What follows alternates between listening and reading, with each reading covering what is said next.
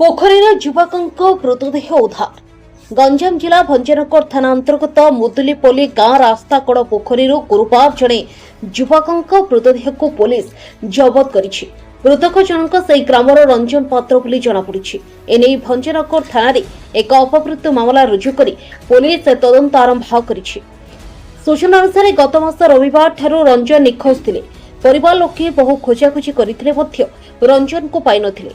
गुरुवार सकाळु रास्ताकड़ पोखरी रंजन को मृतदेह भासुवा देखि स्थानीय लोके अग्निशम बाहिनी और पुलिस को खबर देथिले।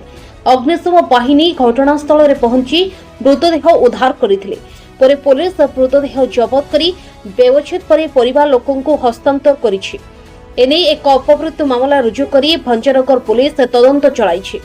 प्रकाश योग्य गत मास 23 तारिख में रंजन को पत्नी देहांत घटिथिला।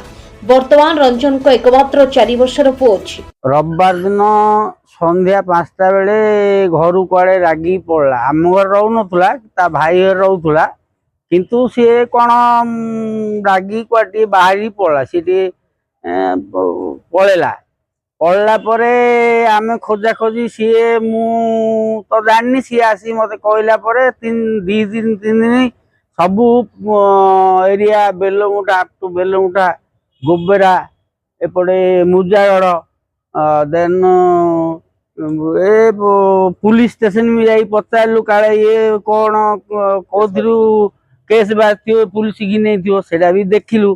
पुलिस स्टेशन मु जाइथिली सी भी जाइला मो संगे बुली बुली आम देखिलु किसी आम पाइलु कोठी भी माने सकाळे जाइथिलु संध्या बेले तो 6टा रू बाहर के आम 11टा पर्यंत खोजुलु आउ सकाळ एबे आज सकाळू